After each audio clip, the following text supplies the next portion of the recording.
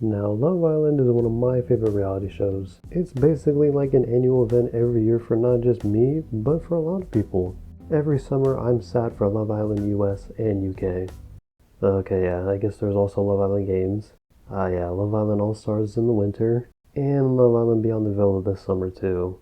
I think we've reached a point with Love Island where there's just too much of it now. I mean, it's already a huge hassle having to keep up with both the US and UK versions since they aired around the same time, and this doesn't even take into account all the other international versions of the show.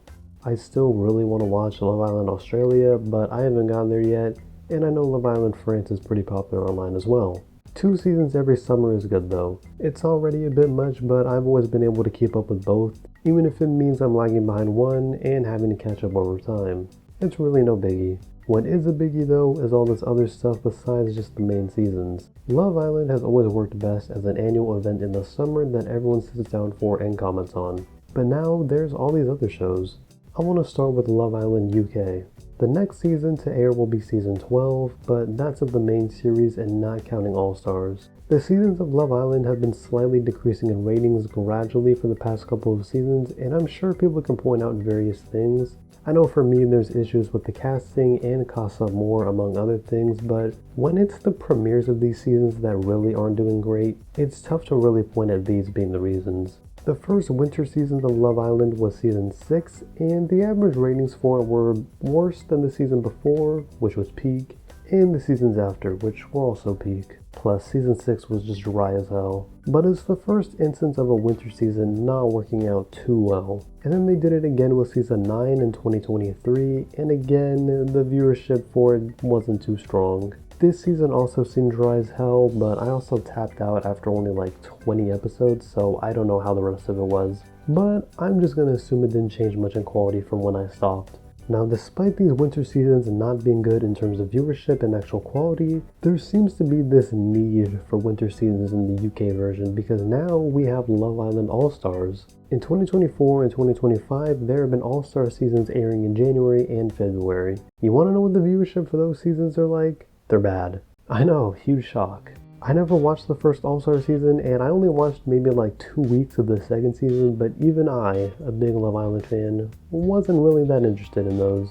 I'm sure some of it has to do with being in the winter when Love Island is clearly a summer show, but also it's hard to be invested in former Islanders coming back because at least to me, it's clear from the get-go that there aren't going to be any real relationships built here. I also feel the same way for Love Island Games, but I'll get there in a second.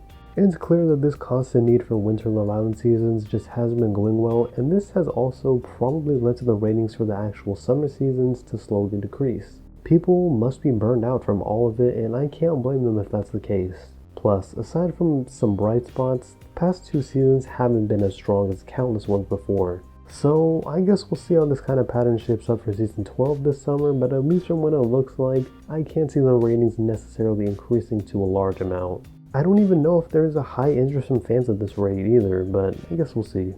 As for Love Island US, I feel like this is even more egregious, at least for me. Now, season 6 of the US version was extremely popular, like it was actually viral. It was everywhere online. I have never ever seen a Love Island season like this where it just was all over my Twitter, Instagram, TikTok, etc. It was nuts. So of course, there's a season 7 of Love Island US. Just makes complete sense. But because of the immense popularity of season 6, there's now going to be a spin-off called Beyond the Villa, which is going to be taking a look at a bunch of the cast members in the aftermath of the show. Now, I'm going to preface this by saying I'm probably not like most fans of the season or the show as a whole, and what I mean by this is that I personally don't care about what these people do after the show. For me, the entertainment all comes from the drama, the chaos, the toxicity, and everything else that happens on the show. Once they're back home and on social media doing all these different appearances and posting stories and videos and whatever, I don't really care. I don't have a parasocial relationship with these people, and that's just how it goes for me. But I know many are the opposite and love keeping up with the cast members of every season post-show. So I'm sure Beyond the Villa will be a really cool watch for those of you. But for me, I just don't really care.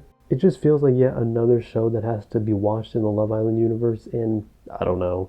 It's just another show piled onto the already growing amount of Love Island to watch. Of course, I don't have to watch a spin-off, because with the insane virality of season 6, this is going to do crazy numbers with or without me. It's tough to say if Season 7 can follow in the same footsteps, but I'm sure it'll still be really popular.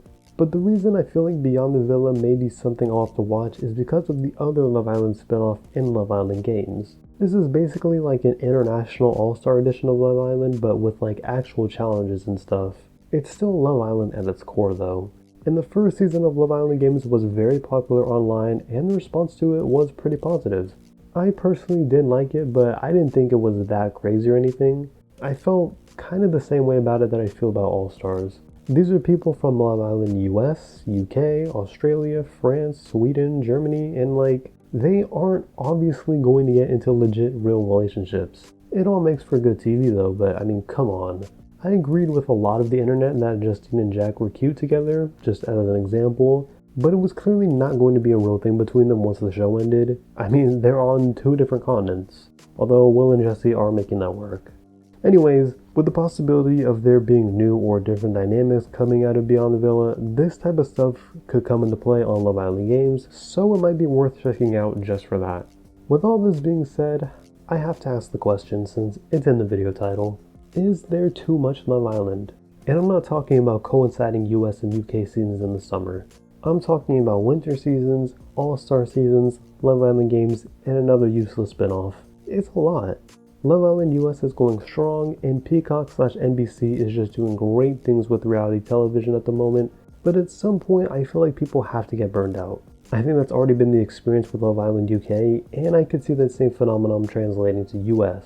I don't think I'm burned out on Love Island yet because I'm still going to be checking out all of this like a true fan, but I do feel like I'm approaching that stage.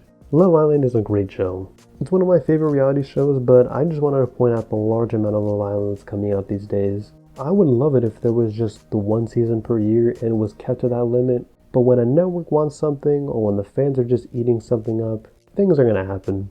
Let me know down below what you think of all this and if you'll be watching all the upcoming Love Island series. Also, let me know what else you'd like to see me talk about on this channel. Like the video, subscribe for more videos, and yeah, thank you for watching.